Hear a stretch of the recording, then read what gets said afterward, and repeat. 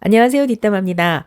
이번 영상은 16기 중에서 전회차 여주인공 자리를 놓치지 않은 영숙과 천생연분처럼 잘 어울린 상철 이야기를 해보려고 합니다. 인스타 술자리 함께한 사진 속에 반지가 빛나던데 그새 발전해서 현실 커플이 된 것일까? 상철 주변의 다른 여성들은 과연 어떤 사이일까? 무수한 궁금증과 호기심을 자아내던 영숙과 상철의 관계가 밝혀지고 나서 저는 문득 영숙의 나이를 떠올렸습니다. 32살. 영숙이가 조금 더 나이를 먹었더라면, 만약 상철에게 이 말을 했더라면 상황이 지금과 달라졌을지 궁금해지네요. 여자들의 언어와 남자들의 언어가 다르다는 건 잘 알고 계실 겁니다. 여자 형제가 많은 집에서 자랐다거나 연애 경험이 많은 사람들은 알겠지만 대체로 남자들이 여자어를 정확히 캐치하기 쉽지 않죠. 영숙은 상철이가 평범치 않은 자기 성격을 이해하고 이뻐한다는 걸 알기 때문에 마음과 다르게 정반대로 말하고 애정을 표현하는 방식이었던 거죠. 영숙과 상철은 서로 케미가 아주 좋죠. 함께 있을 때 많이 웃고 표정이 달라지는 걸 느낄 수 있어요.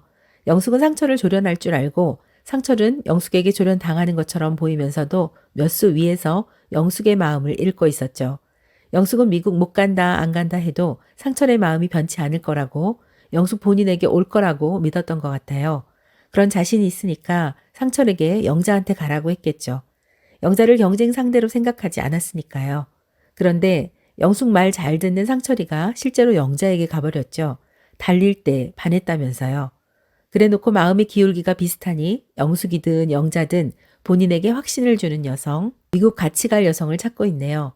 영숙은 살짝 밀당을 하면서도 줄곧 상철만 바라보고 있었는데 상철의 마음이 너무 쉽게 돌아서 버리니 영숙 입장에선 꽤 서운하고 경솔하다고 느꼈을 것 같아요. 그러면서 더욱 현실을 돌아보게 됐겠죠. 마지막 날 밤 상철은 영숙의 선택을 몇 번이나 물어봅니다. 내일 어떻게 할 거냐고요. 상철은 슈퍼데이트권 영호에게 쓴 걸 잘못했다고 인정해라. 나한테 잘해야겠지. 나를 보고 부드러운 미소 지어봐. 라고 하더니 영숙이 살림하는 거 싫어한다니까 밥, 빨래, 상철 본인이 하면 된다고까지 하네요. 시트콤을 보는 것처럼 재미있었죠. 영숙은 상철의 기준에 본인이 합당하지 못하다고 생각해 굉장히 상처받고 마음 아파했죠. 어차피 미국 갈 사람이니 더 이상 마음 주지 말자고 하면서도 연신 눈물을 훔치는 걸 보면 좋아하면서도 밀어붙일 수 없는 영숙 본인의 현실을 안타까워하는 것 같아요. 최종 선택을 앞두고 진심을 전하는 최종 점검 때 영숙은 상철 덕분에 많이 웃었고 상철 덕분에 항상 즐거웠다며 원하는 대답 정확히 못해줘 미안하다고, 귀엽고 예쁘게 봐줘서 고맙다며 그동안 참아온 눈물을 흘렸죠. 상철은 영숙에게 확답을 듣고 싶어 하지만 영숙은 확답 대신 본인만 생각하는 게 아니라 상철 입장에서 생각해봤다고 애둘러 말하네요. 영숙은 혼자라면 아무 고민 없이 상철에게 갔겠지만 책임져야 하는 아이가 있어서 많이 힘들다며 쉽게 결정을 하지 못합니다. 저는 상철에게 아쉬웠던 것이 영숙에게 확답만 달라고 졸랐지 정작 영숙 입장에 대해 배려가 부족하다는 것이었는데요.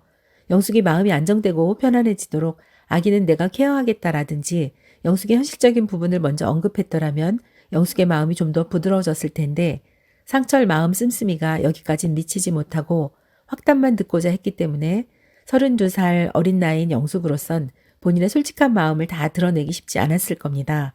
저는 영숙이가 자존심을 조금만 내려놓고 좀 더 유연하게 대처해서 먼저 본인의 현실적 고민을 말하고 함께 해법을 찾아보자고 했더라면 굳이 영자를 끌어들이는 실수는 안 했을 것 같은데 이 부분이 조금 아쉽네요.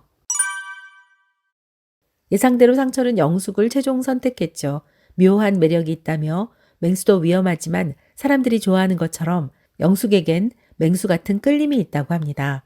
영숙은 라면도 맛있게 끓여주고 본인의 상황도 괜찮다고 해준 매력적인 사람 상철이가 돌아가는 길이 외롭지 않았으면 좋겠다고 했죠. 본인의 선택은 영숙뿐만 아니라 상철도 생각했다는 걸 기억해달라며 최종 선택을 하지 않았습니다.